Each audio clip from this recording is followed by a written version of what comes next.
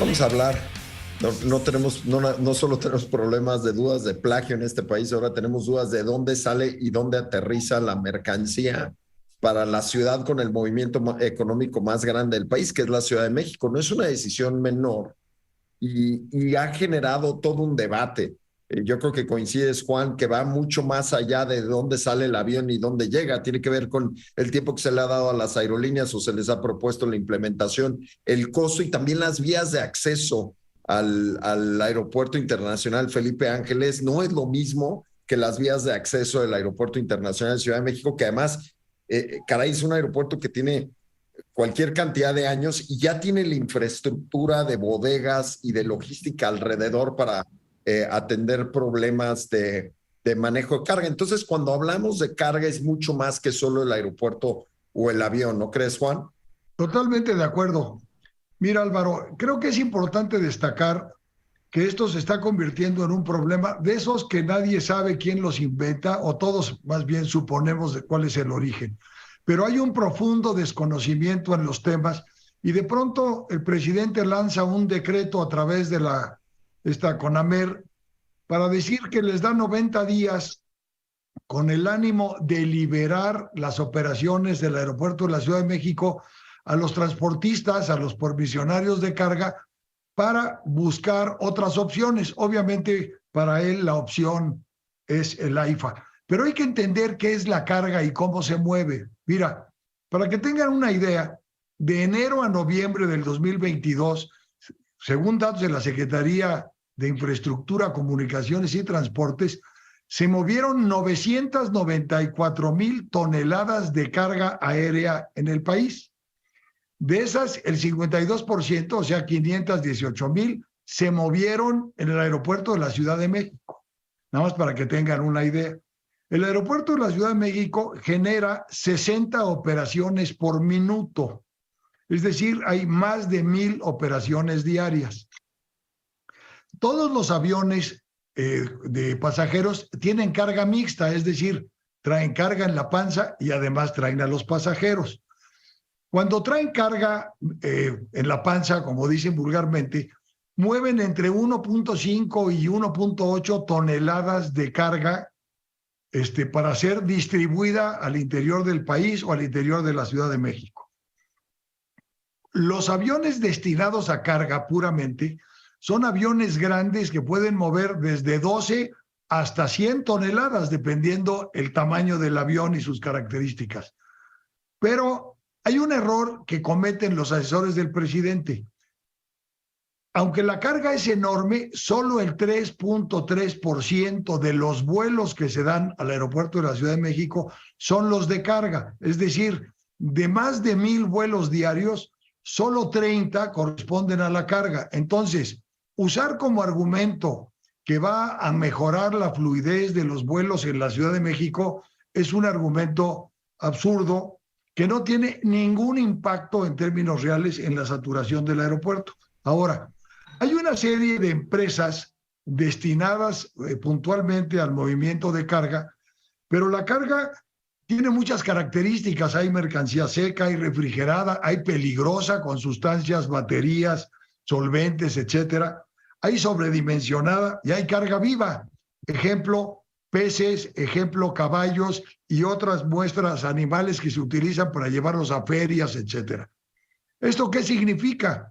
Que hay que tener una serie de instalaciones en los aeropuertos para el manejo de la carga, desde recintos fiscalizados, aduanas, bodegas, sitios para tener a los animales, inspección fitosanitaria, cámaras de refrigeración y, por supuesto, andenes de carga y descarga de gran tamaño en función de los volúmenes. Hay un problema que quiero señalar. Cuando tú te llevas los aviones de carga y los separas del aeropuerto principal de la Ciudad de México, y déjame poner un ejemplo, llegan, por ejemplo, contenedores con vinos de Europa que van dirigidos al consumo nacional. Si tú los separas del aeropuerto de la Ciudad de México, entonces tienes un doble movimiento. Vamos a pensar, te los llevas al AIFA y luego en tráiler hay que regresarlos al aeropuerto de la Ciudad de México para clasificarlos y mandarlos a Los Cabos o a Acapulco o a Cancún. Entonces, es un costo impresionante en el que se incurre por este tipo de dobles movimientos. Pero, Juan, también lo que hay que considerar es quiénes son los jugadores. Y antes de darte la palabra, Venus, quiero poner esto en la mesa porque creo que define la conversación. Las 4 aerolíneas que más vuelan cargamento en la Ciudad de México, en el país en general, en rutas domésticas, la número 1 es Estafeta. ¿Sí? Estos vuelan alrededor de 32,000 toneladas métricas. Y después de eso es Aeroméxico y Volaris, y después Maser, lo cual quiere decir que el número 2 y el número 3 del mercado son aerolíneas mixtas. Por ende, no las sacarías del Aeropuerto Internacional de México y no las mandarías al AIFA. En realidad estarías mandando Estafeta prácticamente solo. Perdón, Venus. Yo lo que digo, y a mí me parece, aclaro, no soy experto en logística, ni en aviación, ni en temas aéreos, pero desde mi humilde punto de vista, yo lo que veo aquí es una especie de decisión precipitada por parte del gobierno federal. Como todas, Venus. Y he escuchado en entrevistas de radio aquí mismo, en Radio Fórmula, en los periódicos, donde dicen 90 días para esto es un chiste. O sea, por lo menos 360 días se necesitarían para empezar a migrar. Pero de todos modos, además de los aviones, también hay toda una cadena logística en tierra y hay miles y miles de empleos alrededor. Entonces, yo la verdad es que veo una decisión, ¿no? Pues poco práctica y desde mi óptica tomada a la ligera. Mónica. Bueno, creo que hay un tema que el presidente y sus asesores no tomaron en consideración: los tratados de libre comercio con la Unión Europea, con Estados Unidos, con Canadá y con otros muchos países que mandan carga. Otro elemento importantísimo es que se van a elevar los costos de cualquier cosa que venga del extranjero y dependemos de muchas cosas que vienen del extranjero, desde textiles, ropa, cárnicos, comestibles, incluso todo el tema de mensajería, por ejemplo, DHL, que es también muy socorrido, Federal Express y son como temas que yo creo que van a impactar esos tratados de libre comercio. Es una decisión absurda desde el tema logístico, incluso para llegar al AIFA, pues creo que el presidente Biden puede decir que el camino está lleno de baches, ¿no? Pues también las botellas de vino sufren, pero yo creo que esto sí va a merecer ser, pues, visto en las mesas de conciliación de los diferentes tratados de libre comercio que tiene México con otros países. A ver, Mónica, es que nada más para que te des una idea, la cantidad, el valor del transporte aéreo de bienes que se hace entre los miembros de la Organización de Tratado de Libre Comercio entre México, Canadá y Estados Unidos representa 46,000 millones de dólares. O sea, es una cantidad importante de dinero. Claro que a nuestros socios comerciales no les va a caer en gracia. Y piensa en los pobres empleados de estas empresas. Le dicen, tienes 90 días y ahora tienes que salir del AIFA 2 horas en la mañana, 2 horas en la tarde. Oye, si cualquier otra empresa haría eso, Bernardino, seguramente tendrías una demanda laboral inmediatamente en las manos. Creo que Bernardino se nos congeló, sí, Juan. Se nos congeló.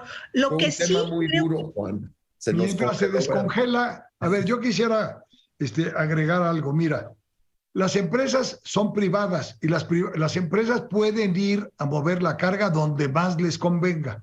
Para que tengan una idea, el segundo aeropuerto que más carga mueve en el país es el de Guadalajara, con 160,000 toneladas. Quisieran llevarse al AIFA 170,000. Es decir, ¿con qué infraestructura, con qué bodegas, con qué recintos, con qué aduanas? Deben de pensar que están, como bien señalaron Venus y Mónica, generando un grave problema de carácter económico, de sobrecostos a importadores, a exportadores, y un sobrecosto, además, de transporte terrestre, que es absolutamente innecesario. La decisión de sacar la carga es importante y hay que hacerlo, pero no en la forma que se está planteando ni en los plazos que se están señalando. Es una ocurrencia. Venus. Me recuerda un poco, perdón la comparación que voy a hacer, pero es dura. En 1492 los reyes católicos les dieron 4 meses a los judíos para que abandonaran el reino. O sea, un poquito más de 3 meses. Aquí les están dando 90 días. Francamente no lo entiendo. A ver, es que imagínate, Venus, que tú tienes una bodega rentada como una empresa. Tienes una bodega rentada enorme para recibir tus cosas y distribuirlas en logística. De repente te dicen, tienes 90 días para irte, lo que va a querer decir es que vas a acabar con 2 bodegas. A mí me parece una total desconexión con la iniciativa privada de este país. No es la primera vez y pues tendrán que haber consecuencias. Lo mismo sucedió con el etiquetado, Juan.